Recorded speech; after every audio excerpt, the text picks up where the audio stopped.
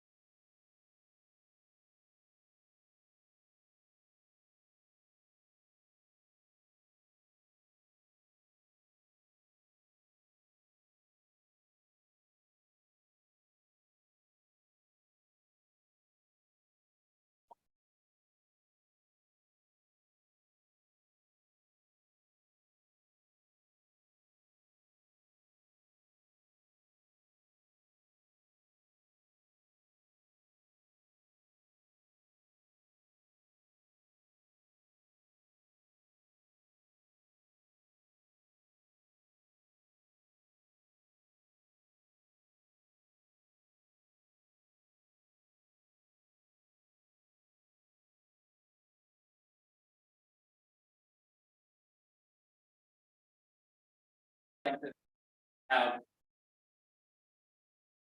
realized you need to come on. Hello?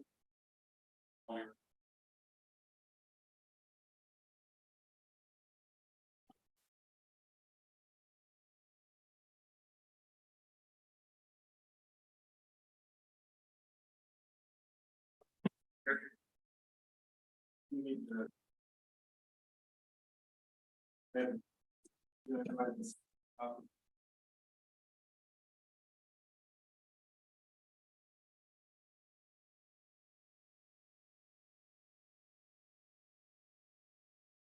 use it.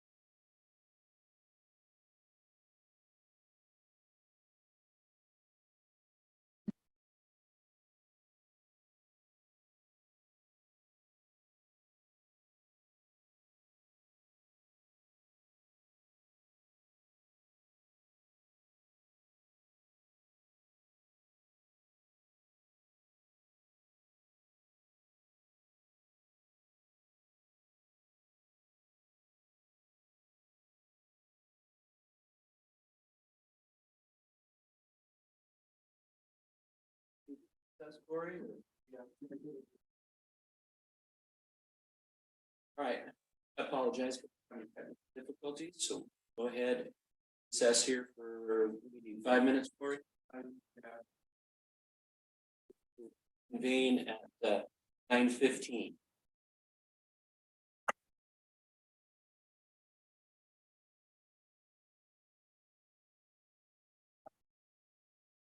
Of course. Tomorrow is not. And that's the- and on.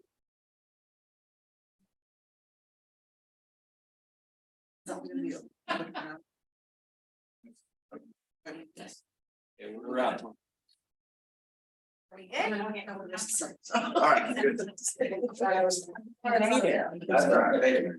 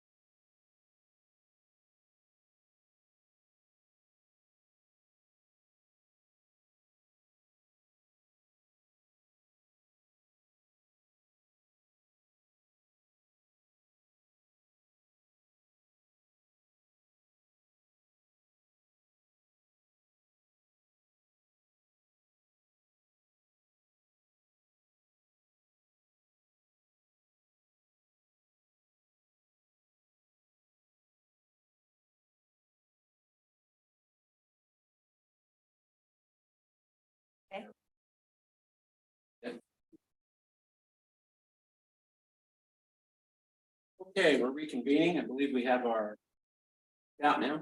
Corey. All right, Mr. Woodward. If you speak up a little louder. Please continue. I apologize.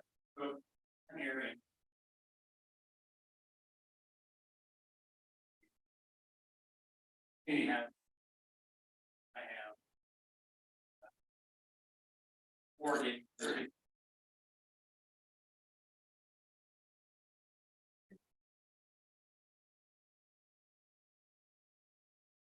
Oh,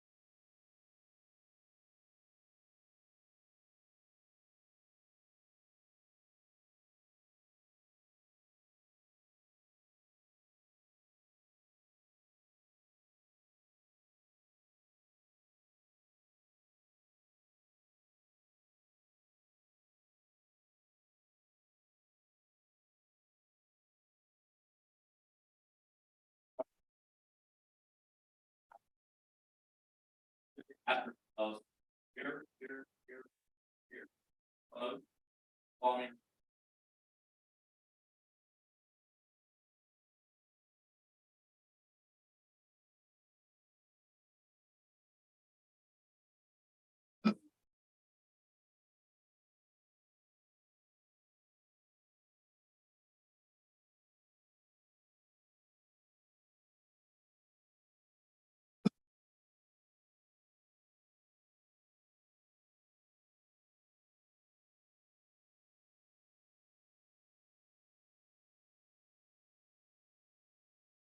Test. There we go.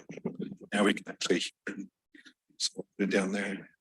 This one's pretty good. If you could hear yourself. So the concern again is about getting out and people getting in both ways. And then when I asked and talking to staff on Saturday, or excuse me, Thursday when I called, they were not totally aware that press release I went out said, you know, there would be delays, and that was rewritten, I guess, to address the fact that it's going to be closed during construction. So the 7 to 4 timeframe for the days it's closed, but I still don't see or understand that there is a plan if something needs to be done fairly immediately. This summer is going to be great. It's going to be a on the edge summer for the entire summer. The other thing is that I don't know if the board's aware of this or staff's aware of this, that this is essentially one of the top 3 places that CAL FIRE identifies as a rolling fire. So Turnback Creek is identified as one of the highest danger areas in terms of speed of fire moving in the county. So there's not going to be a whole lot of time if something happens, especially in the lower part of Turnback. Provo is kind of a protection because it's a ridge on the other side of Turnback, so it's kind of got some protection. So not only is it an access road, it's also a fairly protected road because of the logistics of it. I saw when I first moved up here the post rimfire and what happened to the roads during post rimfire. So there would be traffic. You can't. I mean, there's going to be traffic and of all kinds, but the immediate concern is what happens if. And odds are, you know, against us this summer because of the way things are laid out, as we well know, and not just laid out, but also the vegetation that's going on. Much greater hazard this year than it's ever been before. So I don't know if staff has a plan, and if it could be publicized. Again, this is a map that we get that says this is in coordination with the county, putting this map together on evacuation. And Provo is identified as a primary route along with Tuolumne, and then the 2 Forest Service Road, which is the old Buchanan Road that goes down to the river, and then also down to West Side Trail would be the other one, that which should be Rainbow, and then Rainbow all the way down the hill. But there's 2 gates there, and then there's 2 gates. Because the commitment is that in an emergency, they'll be open. But the amount of people and the way that they have to drive out of there, one way or another, if it says closed or not, there's going to be people up there. And how fast it gets filled and how they, if they can't get. Well, that's my concern, and it's real world. It's not, I'm not wishing for anything. I'm just saying this is a real world, and let's deal with it, and let's let the public know what's going on. And that came very short of miscommunicating to the public already. It would be nice if we step it up and communicate if something happens, what is going to go on and how to address that. Because you have to make a decision when you're getting out of that small community. Which way do I go? Because once you decide which way to go in an evacuation, you're not going any other way. That's it. You got one way out when you make your decision. And if it happens to be you're up a creek. And then we repeat what happened in Northern California, several years ago. One way out, one way in, and people not knowing. And people are going to be driving up the wrong roads, and happened and 2 fires up there. People were killed on the road. They took the wrong road. Any comments, Don? I do, and I know we're not really supposed to have a debate on non-agendized item, but because of the sensitivity, I feel important to at least say thank you for coming up and expressing your concerns. It is a concern of ours, and I think maybe the radio piece that we heard maybe yesterday or the day before was inaccurate. The road is closed per se, but it is open through residential traffic. If people need to get through residential can get up, it might be closed for up to 30 minutes, delays as far as that goes. We just did have a tailgate meeting yesterday on this topic because of this, again, the nature of it. And we will have that road open as soon as there's an emergency. We won't delay. We'll get out of there inside of 30 minutes. It's just the way it's going to be. I don't know how many of you have taken the time to travel up and down Mount Provo as of late, but it's sketchy. It's not well maintained. And it will take a decent 4-wheel drive vehicle to get in and out. And I'm sure most people in that area do have such vehicles, but it's going to be a challenge at the best of days to get out there in a hurry. We hear you, we understand you. If you, maybe Eric offline, you guys can meet and discuss about One suggestion I would have from an operation side is to do some cutouts, put in some cutouts. That road is damaged on all the creeks that go down that road. The road has been filled with, rock, so it's still there now. And that's going to be a challenge with construction. But if we create some turnouts, that would help a lot. There are no turnouts. First part of half of the road, there's some turnouts. Second half of the road, there's hardly any turnout.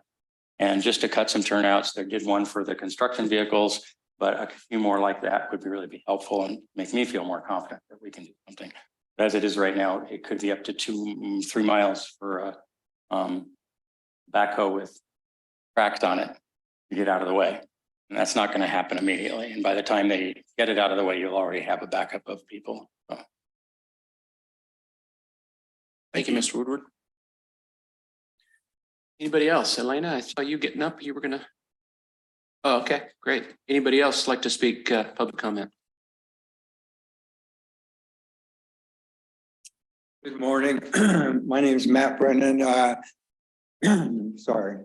I was here about a month ago or so and brought you an opportunity about some property issues. And I do want to say people from your staff had contacted me, came out, followed up and addressed it. So I want to thank you for being proactive in doing that. For today, I want to talk a little bit about the budget that's coming up here. I was expecting to see a huge turnout, but maybe it's a different meeting.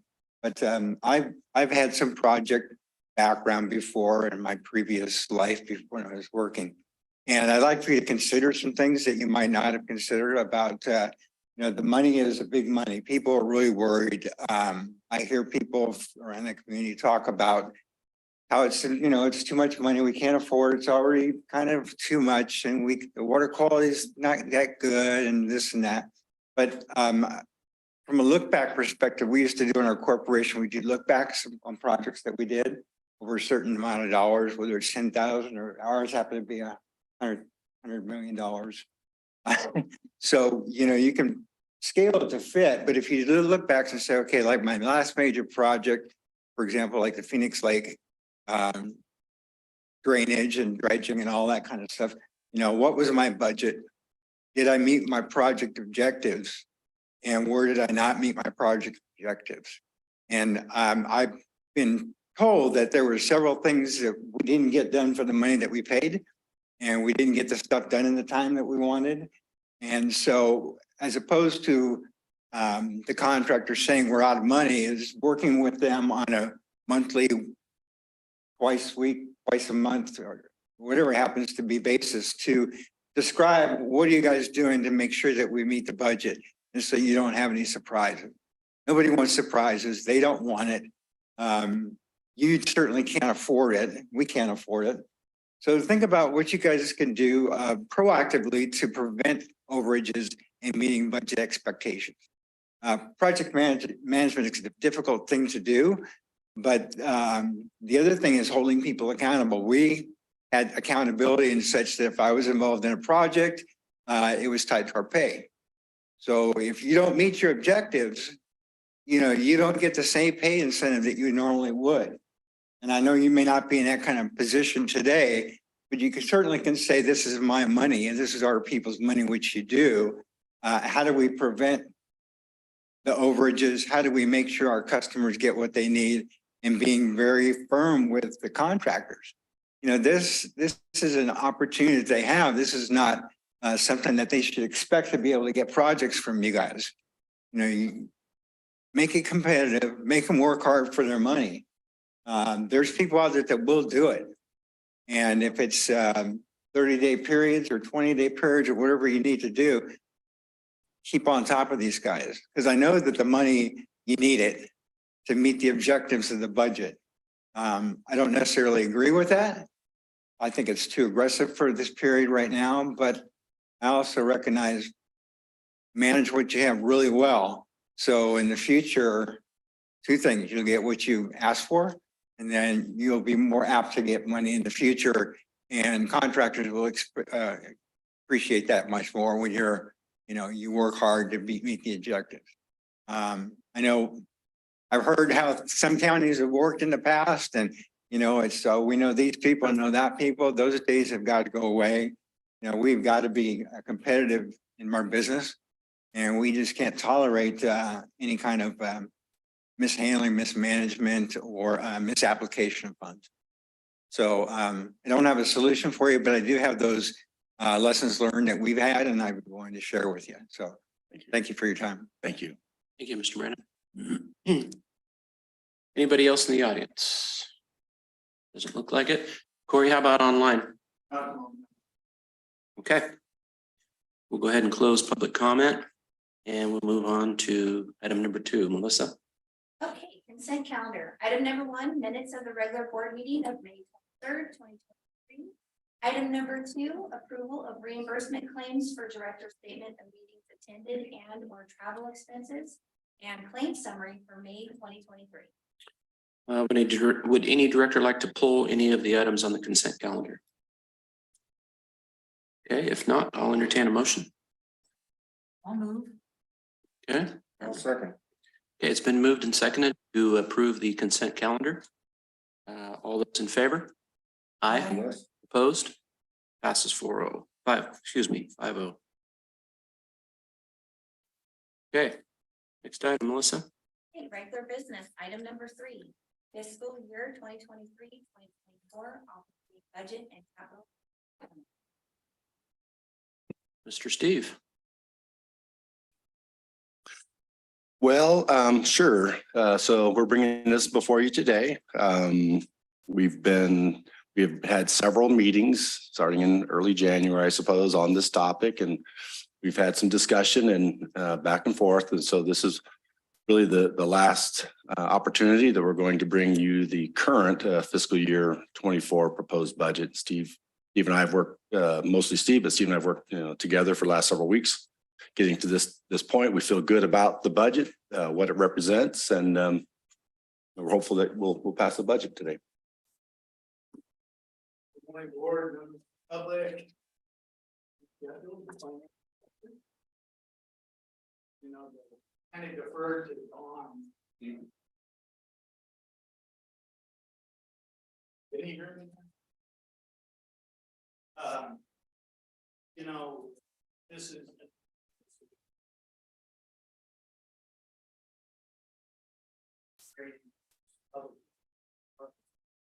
But felt it critically important, listening to the board. Financial situation. It's critical we maintain system. We're a government agency. This.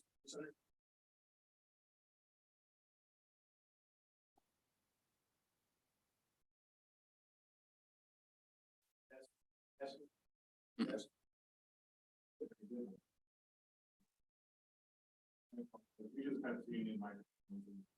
Testing. There we go. All right. So let's try this again. So, you know, for us, the annual budget's critical. We're not like a county or a city or a school district where we're required to have a legally adopted budget, but you know, we operate like an enterprise fund. We are an enterprise fund. So we operate like a profit entity, but we don't make profit. You know, we're supposed to charge fees equal to what we spend. And so consequently, you know, each year, this is a critical thing. Our fiscal year end is June 30th, like many governmental agencies. And so really, we want this in place before July 1st. I mean, technically, we could wait till July 1st or do something after, but you know, it's just, we have so much going on with CIP projects and bids we're involved in and contracts and upcoming renewals, that it's really important. On that same token, if you look at the general manager's job description, first and foremost is the budget. If you look at the board's responsibilities and those sort of things, one of the main areas is adoption of the budget. So, you know, we had our workshop earlier on May 16th to go over the budget and what's included in that. So what you have today is the formal budget report. It's been consistent for a number of years as far as the style and font format and what's included. It's typical what you'll see of other governmental utility agencies. And again, it's very detailed, very thorough. I'm proud of the work that the whole organization does on this. The superintendents have input. It's broken down by department. The managers, of course, have input. Even the you know, line level staff have input in it as well. However, this year, as I said before, we had to make a decision in there in that, are we going to have the proposed rate increase? How is that going to affect the budget? And so since there's so much uncertainty, so much unknown until we get to tomorrow, the approach, as we discussed in the workshop, was to take and essentially do as much as possible a bare bones budget while still maintaining the same level of service to our customers. I didn't mention it, as I was hoping he was going to, but I'll tell you, we heard you on May 16th. We listened to you. We revised the budget to include all the dues, to include board travel, and we reduced CIP by another $104,000 to accomplish that.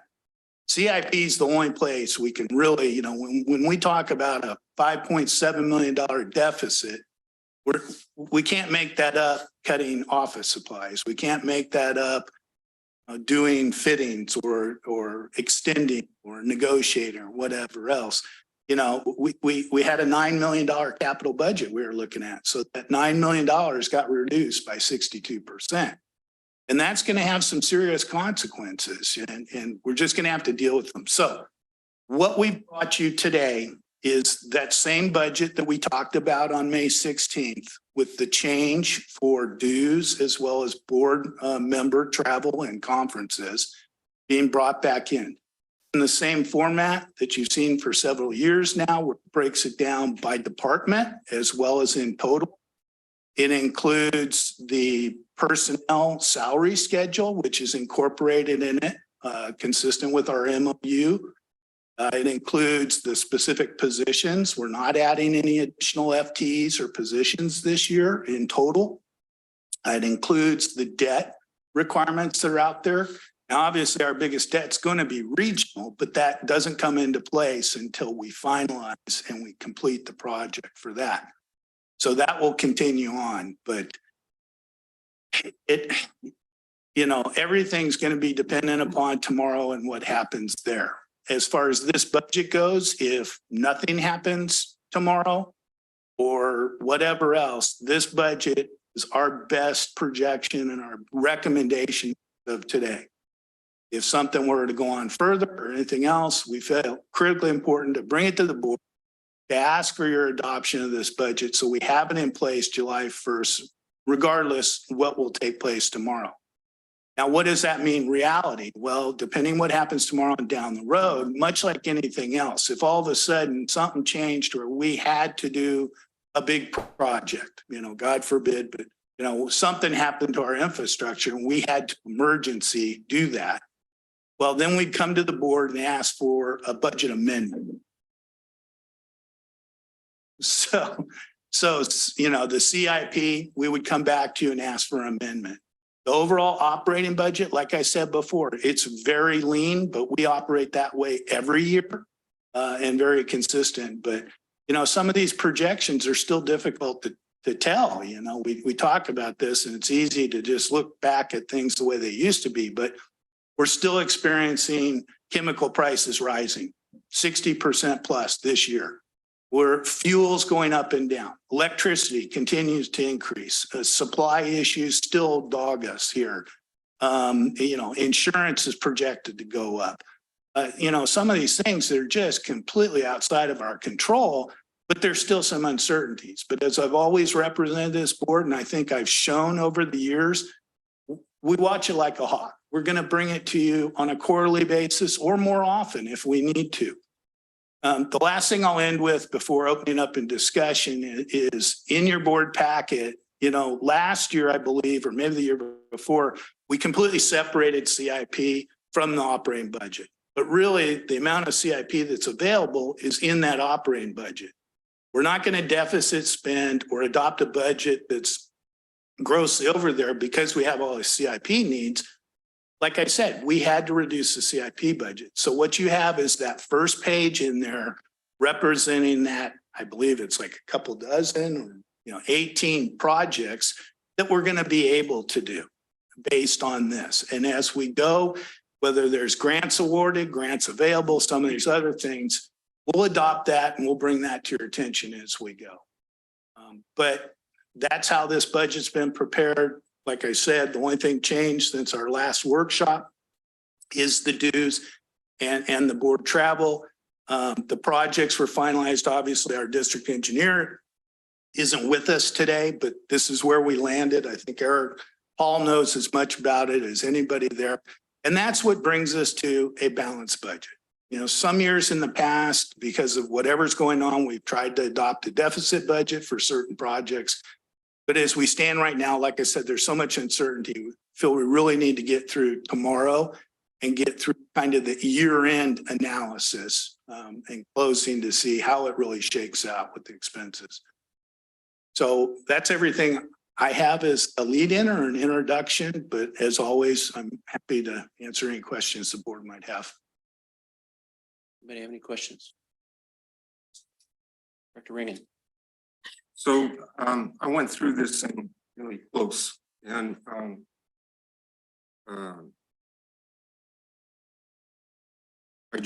wondering, Eric, with that amount of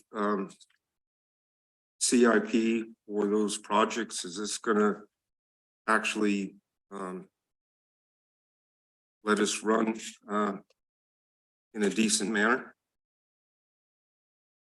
Yes, it's not what we want to do. Oh, I'm sorry. That's right.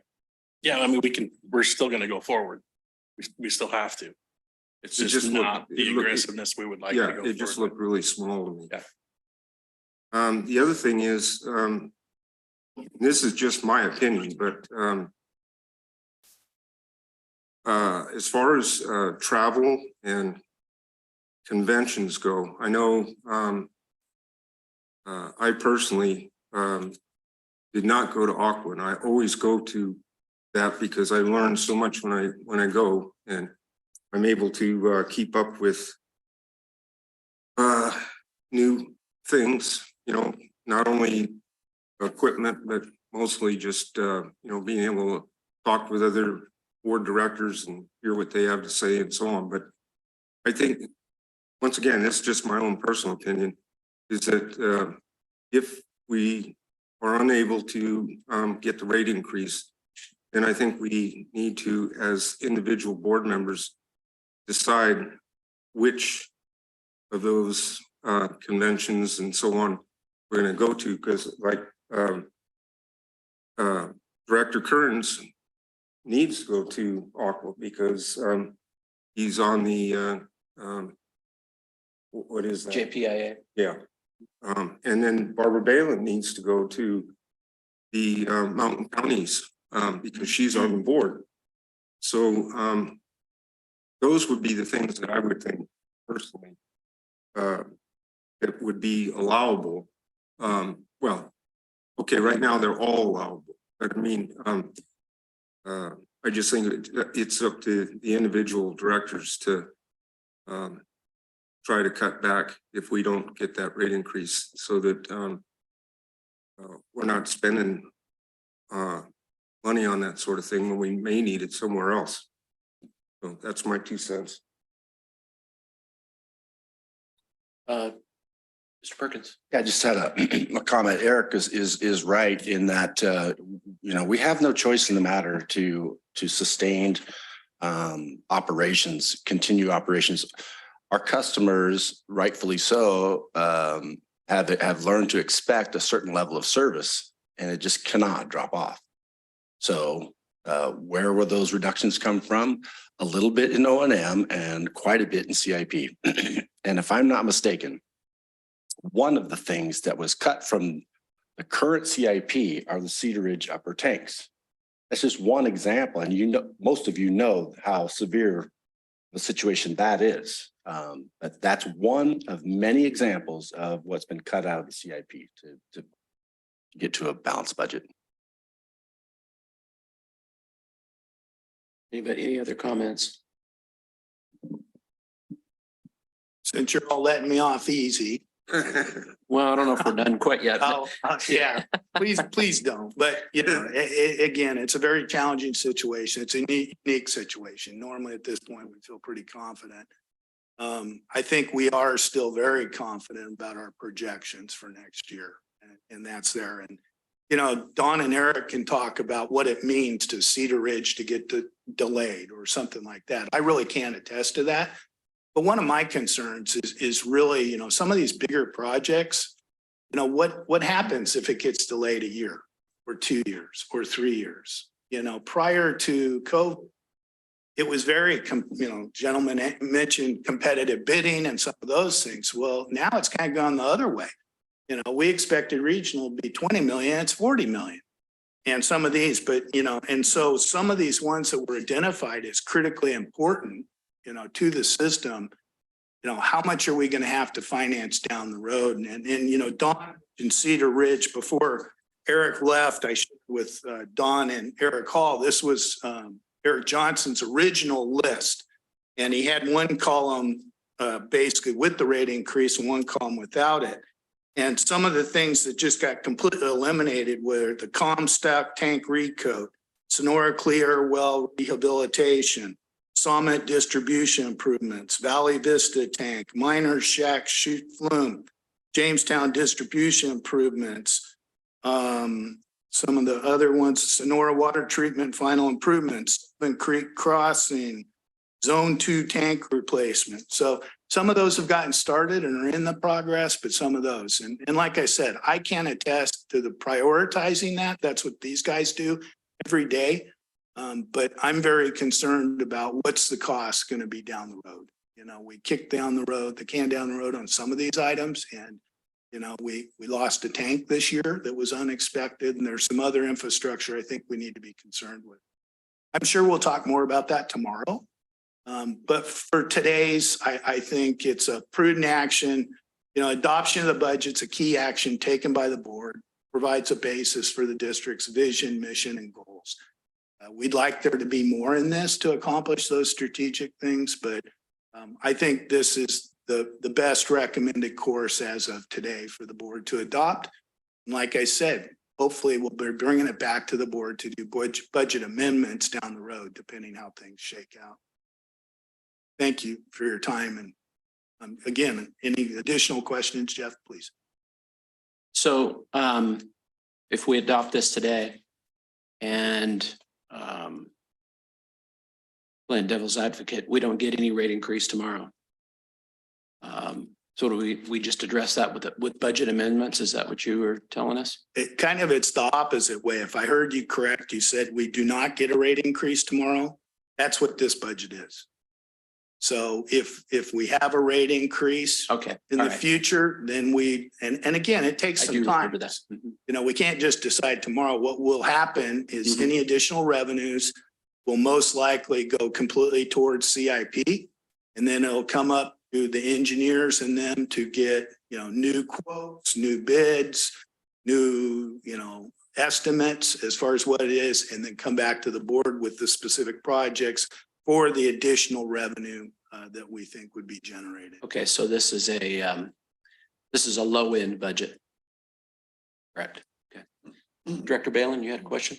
Yeah, Steve, I appreciate you putting the budget together that is real prudent and pragmatic, assuming we're gonna go forward to, I appreciate that. I am also hearing that the CIP is kind of now is just blended, if you will, with day-to-day operations. So for an example, these 17 CIP projects, if I don't see Phoenix Lake restoration and sustainability on this, it does not mean that you're not working on it in some capacity. Somebody's salary is going towards working on that. Is that correct? That's correct. Okay, so if it's not on this, it really doesn't mean anything. Nobody's not working. That's correct. Okay, thank you. And then this is for Eric or for you, John. I read in the Union Democrat that when the county acquired PG&E conveyance, came with 3 treatments. That's what according to the paper. When the county decided they didn't want to be by vote that close to water, we formed a special district. 1990, I think. 92. At that point, what did we acquire from? There was how many treatment plants were added to the system while it was under?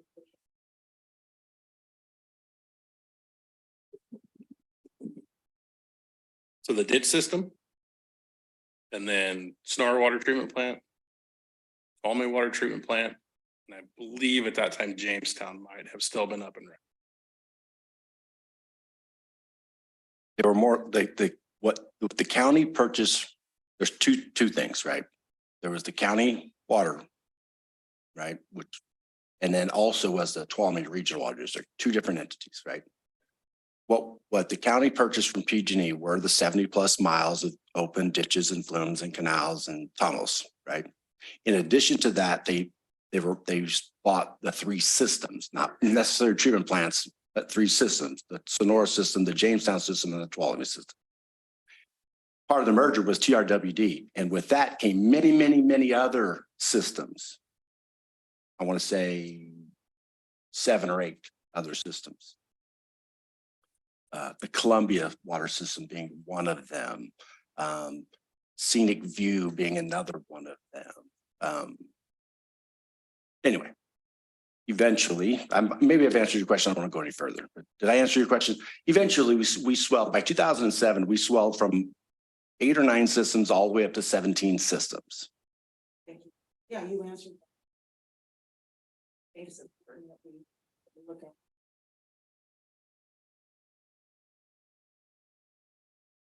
That's it for me. Okay, anybody else? I would actually, Sure, Director question, a little clarification. So, on if the there's the rate increase is not protested and put down tomorrow. The process for moving forward, will this be a whole new budget that comes out to come back before the board, or will it be a series of budget amendments that go into place, Steve? I would really envision it, like I said, this is a very lean budget, but unless the economics changes, I think it's achievable. And so what I would envision in the past, we would have a specific amendment for the CIP. So you adopt the budget like now, these are our marching orders. This is what we're going to use for ordering goods and services for the capital projects, everything else. Any kind of rate increase that's approved, obviously it's going to take, anything approved tomorrow won't be in effect till August 1st. And then that goes another 4 months out before we start really collecting it. Then we bring back to the board a CIP budget amendment. I don't see any reason to redo the whole budget. I think what's in here, like I said, is achievable. We haven't made any specific cuts that we can't live with. But typically, if we stay within our budget, then we don't have to come back to the board for amendment. But if we want additional CIP or additional operating expenses, then that would be brought to the board as an individual item, not the whole thing, if that answers your question. Thank you. Good. Director Bales. So thanks, Steve, on clarifying that. So if and when we move forward with PG&E, we're going to then start gearing up with some of those related fees and folks that are negotiators, et cetera. Where is that reflected? PG&E is not in this budget whatsoever. Even when we were at the point when we were sending out the rate increase and doing that, our consultants were telling us that most of those fees were still being negotiated with PG&E. And so I don't want to interrupt you, Steve, but that wasn't her question. I think what I understand the question to be is we have consultants and legal folks on our team, right? Are they budgeted should PG&E come into back into negotiating table? Are those consultants and those legal people budgeted when PG&E comes back? Oh, I'm sorry, I misunderstood. As far as specifically the consultants, that sort of thing, again, it's an unknown. And so it's not included in this budget. If the negotiations were to re-enter and we'd have the additional consultant fees, restart attorney fees, consultant fees, then obviously we would have to look, can we take that out of somewhere else in the budget, or would we need an amendment for that? It's just such an unknown at this time. We didn't feel any way to estimate reasonably or include it. And here's my concern, is that I, as a director, want to make the financial assumption in this, that we are going to.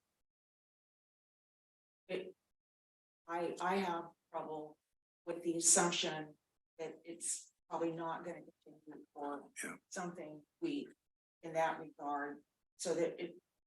So again, if I misspoke, the assumption is not that it's not coming back. What this budget includes is we have no way of estimating the cost, and we do not foresee those costs occurring in the next 12 months. If they do incur, right now, we're not incurring anything on a month-to-month or day-to-day basis, but we certainly still believe everything in our power to make the PG&E thing go through. There is nothing in here assuming that PG&E is not coming back or not doing it. It's just at this time, there was no way to estimate or calculate it without cutting CIP further. Distinction there. We support it. We will support it. And so we've included additional fees for legal and so some consultants, but not to the extent we were when we were in full negotiations with them. Director Balin, if I may, as the general manager, I just want to assure you that and remind all of us that throughout the history of our district, especially in the last 8 to 10 years, we adopt a budget and we turn around and have the worst drought ever, right?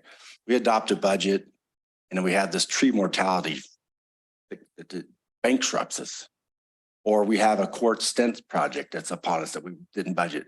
All I'm saying is each and every time this district has when an opportunity has presented itself or an emergency, we have amended our budget, pivoted, and be able to fund these critical projects. So what I'm trying to impress upon you is if PG&E calls us tomorrow and says, hey, Don, got good news, we're coming back to the table, we will immediately come to you, closed session and all, and let you know what's going on, and we'll amend our budget to pull in these people.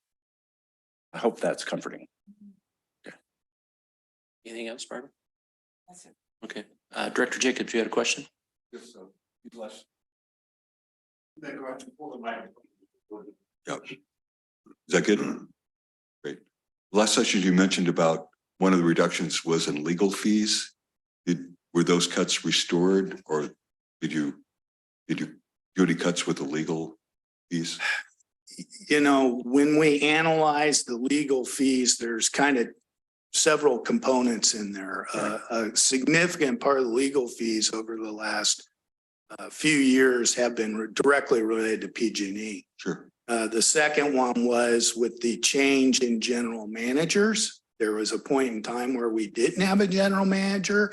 And so the attorney who typically would not be here, like today, was here at every meeting and was providing significant advice. So that component was reduced, that we don't need to do it. But then the component, there is some in there related to the ongoing, you know, there's still ongoing things with USBR, you know, with the PG&E and other things else. So yes, there was some reduction in there, and what we discussed at the workshop is still in place. Great, thanks.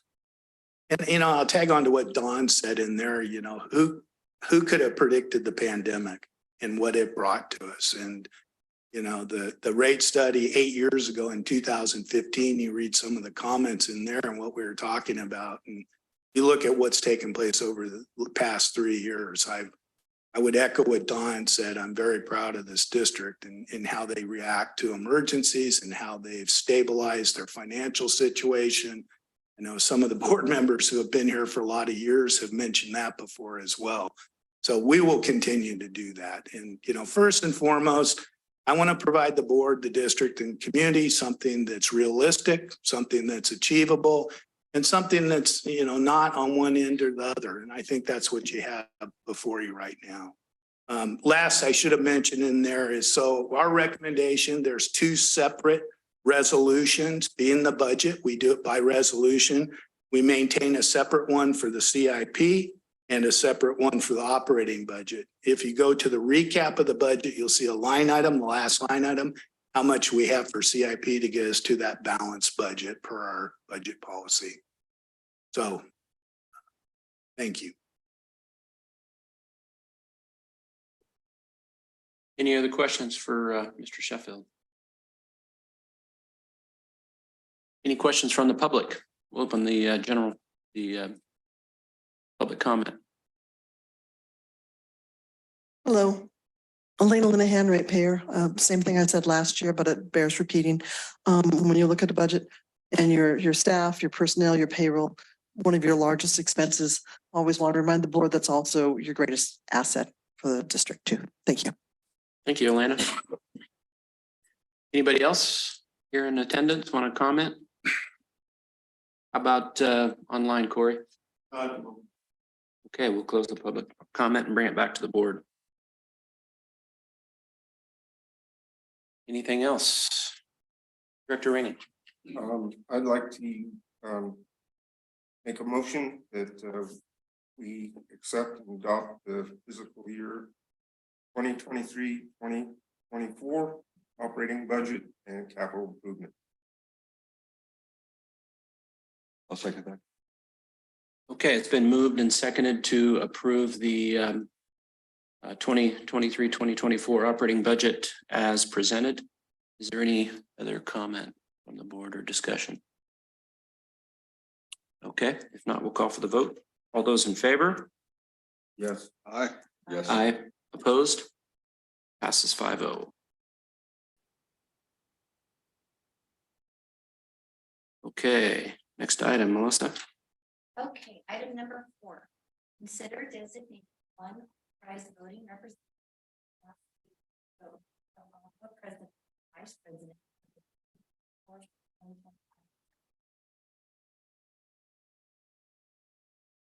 Got this one. Go ahead, Abby.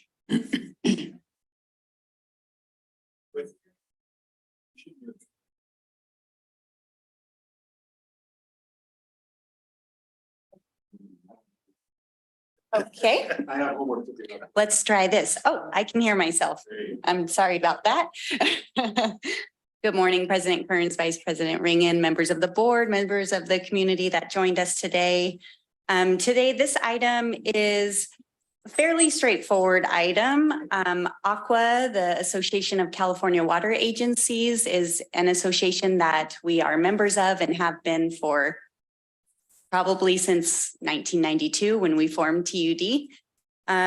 They are running a little bit different elections this year for their board president and board vice president. They have 2 election processes running concurrently but separately. One for the board officers election, so overall ACWA board president and vice president for calendar years 2024 and 2025. But also regional board elections. And the way that they're running their board president and vice president board elections is that they are requiring member agencies to designate one voter representative for the agency. And the deadline is June 16th. So that's coming up at the end of this week. For member agencies that don't designate a voter representative on their elected board, that would default to the general manager as the voter representative. So today before you, there's just one link on the staff memo for you that goes to the voter representative form that needs to be completed. But unless you guys have any other questions, I was going to open it up to the board. I will say once the voter representative is designated, then the election ballots will be going out by July 17th to that specific representative electronically, unless they would prefer a paper copy of that to submit via mail. And then the voter representative has until September 15th to place their vote. And so it doesn't go through the board as a resolution process from what I can tell. Again, this is just for the president and vice president.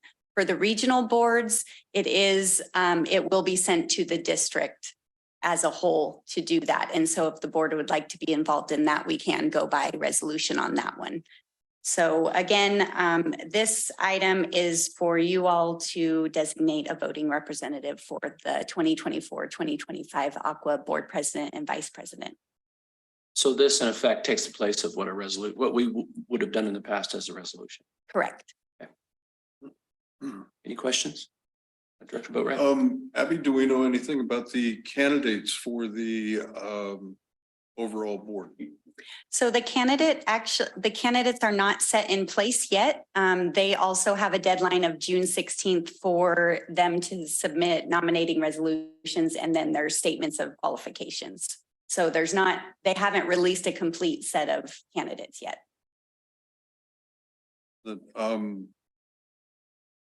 So an overall question, I don't know as to who to direct it to. What is the significance, and is there any debate at a further point? I mean, obviously, as a district, we designate a person to cast a vote for the district, but how do we know what the input is or what is the overall effect? I believe this is actually the first time going through this process for board members on that. So your question is, how do we determine who we're going to vote for? Right.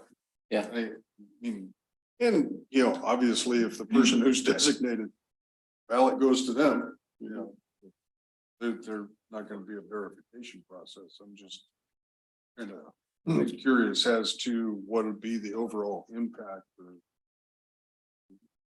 We're designating a person to vote for us before we know who we're voting. Mm-hmm.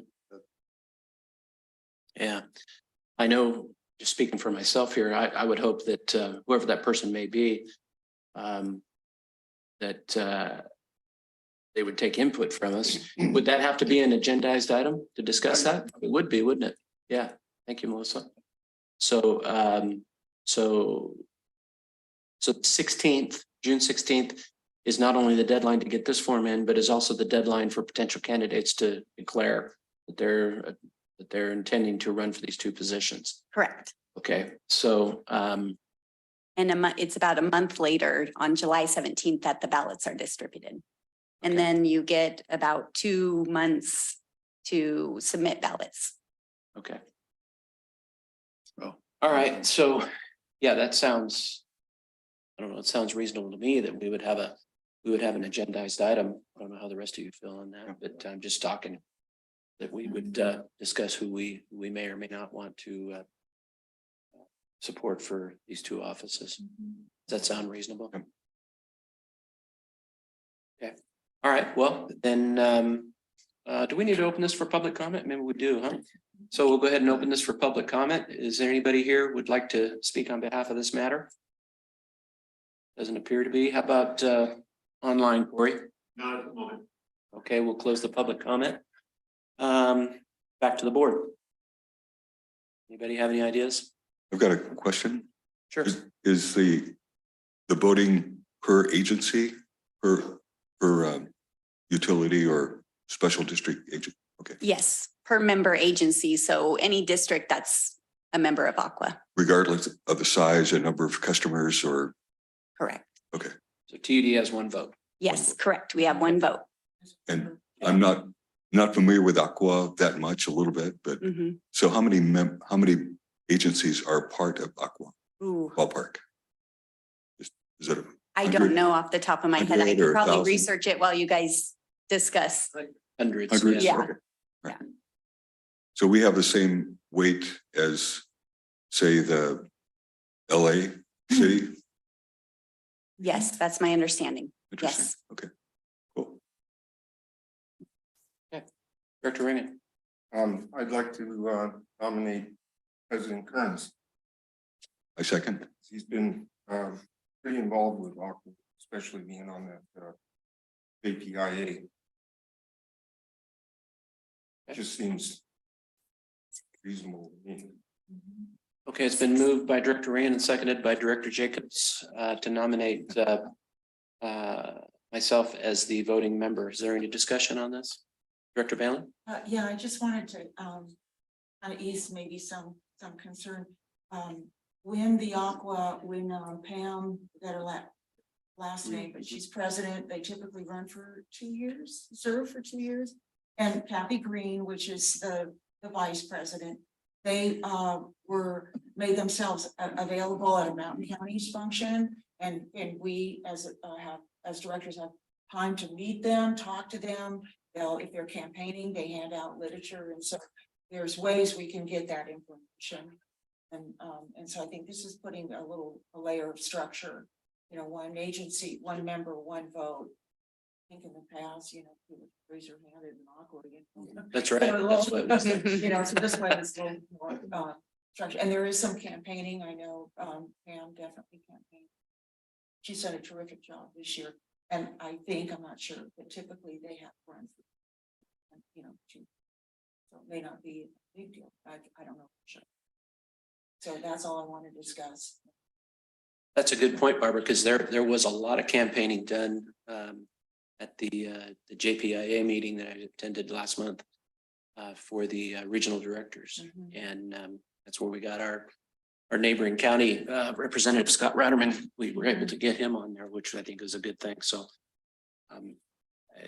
you're right. It seems like they're doing it a little more professionally and a little more out in the open, and so this is all fallout from that. Okay, any other comments? Okay, yeah, Abby. There are 460 member agencies 160. Thank you very much. representing 90% of water delivery Well, thank you, Abby. Yeah. in the Good. state of California. Thank you, Abby. You're welcome. Okay, one last time. Any other questions? President Treasurer, Yeah. I was researching my emails.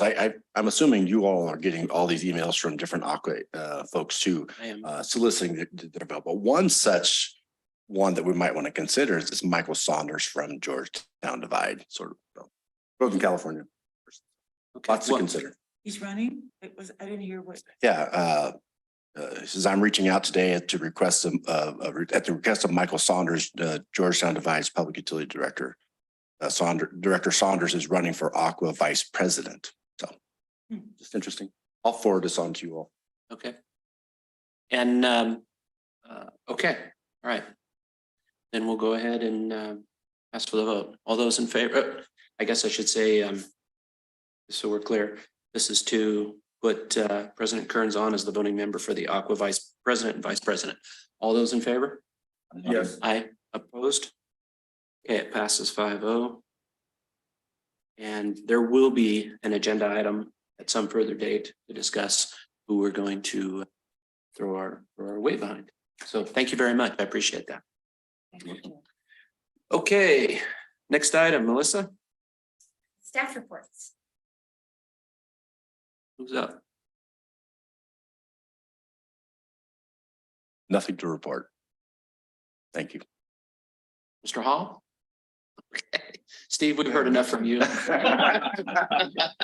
No, do you got anything else? Okay. Abby? Tomorrow. Yeah, right. Abby, how about you? I'd just like to acknowledge a couple of our utility workers who obtained their distribution certifications. Fernando Toledo, who obtained his distribution grade 2, and Jack Morey, who is one of our newer folks who obtained his distribution grade 1. So proud of them for doing that. Lots of test taking going on. A lot of greener staff and coming into the industry and doing a fantastic job getting their certificates right away and their continued education and really building their career development path. So really proud of them. Thank you. Great. Well, congratulations, Fernando and Jack. That's awesome. Always good to hear people moving on up, and we appreciate it. Okay, if that's it for staff reports, we'll move on to director's communications. Who wants to go first? Let's start over here. Glenn, you got anything to report? Yes, yesterday I attended my first LAFCO meeting with assistance from Don and a few other more experienced seasoned hands. So it went well. Thank you. Okay. Mr. Banlin? I have nothing to report except that the Mountain Counties tour is coming up and there's still room on the bus, so to speak, and I think how we benefit from looking at how other districts are doing stuff, ways to save money, et cetera. So that's coming up. So you can look on the Mountain Counties website for that. I also want to reiterate, Don mentioned the Aqua Blast, and this is the water rights bill, which we are categorically, Aqua is categorically opposed to. This is the changing and giving State Water Resource Control Board authority over water rights. And there's 3 bills, and just going to read you one thing. It says 3 water rights bills were passed by their respective houses Tuesday, despite Aqua and its large opposition coalition providing a strong and united front in advocating against these bills. The bills now move to the opposite house for further consideration. So if there's anything that we can do to strengthen our position in our region, then I think we need to move because it's going forward. And that's all I wanted to report. Yeah, just as a tag along to that, and I'm speaking, this is my own opinion, but there is nothing good on those 3 bills for TUD or any mountain county as far as that goes. This is a power grab by the state of California, and it's they're trying to unwind 175 years of water right law that has served the state very well over those 175 years. And it would be a horrible thing if that passes and gets signed into law by the governor. So we'll see where that goes. Director Reagan? Yeah, I just wanted to make a comment that you couldn't be more spot on with that line of thinking. A few years back when Felicia Marcus was the head of EWR, she created unbelievable grief. And that's exactly what would happen if those 3 bills get through. I mean, they get out of control. You can't, and they're unelected bureaucrats. You have no control over them at all. Correct. Director Regan, you have any reports? I do, just one. On June 7th, I attended the Tuolumne County Natural Resources Committee meeting, and it was really a good one. Our GM was there, and a lot of that meeting was revolving around water. And there seemed to be great interest by the county in the program to put the firewater draft points in, as well as I don't know, Don got peppered with questions, and he did a real good job of presenting. So to me, it was pretty much all positive. That's it. Thank you. Director Boatright. No reports at this time. Okay, I've got 3 things to report. On the 25th of May, the general manager and I met with water and sewer customer Harvey Duncan. Had a nice conversation with Mr. Duncan, and he was wanted to talk to us about water and sewer rates, and very pleasant conversation.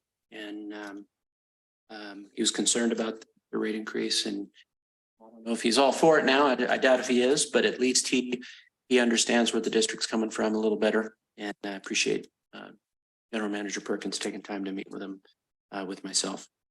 Also on the 30th, I attended the TUD open house here. I want to thank the staff for putting on a very nice, very professional, well-organized event. Just wish more people would have turned out, but nonetheless, you guys did a great job. So thank you very much on that. Also on the 31st, Perkins and Director Balin and I attended the Farm Bureau meeting. Same kind of thing. We talked to them about, they had questions about the rate increase. So we went there and talked to them about that. And that's all I have. So I believe that is the last item on our agenda. If there is not anything else that somebody has a burning desire to speak about.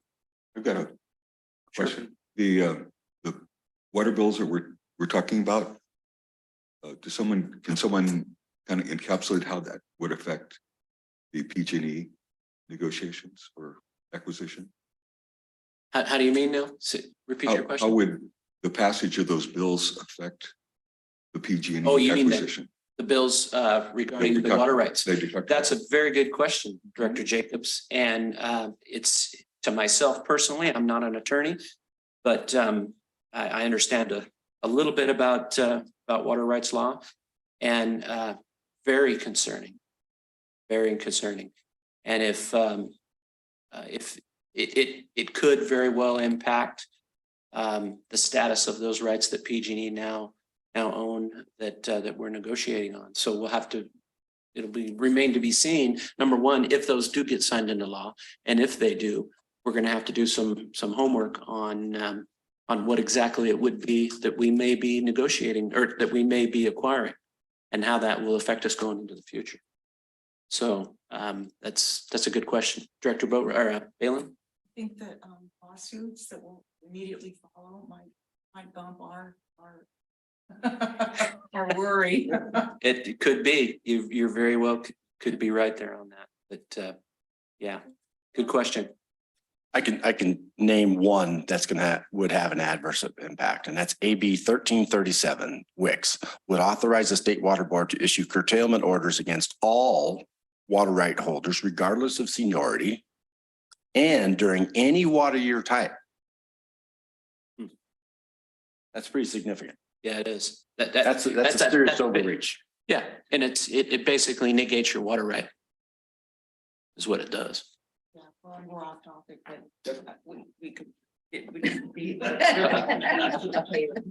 It's important. Yeah. Anyway, that's a discussion for another day. Hopefully not. Hopefully that these bills fail, but we'll see.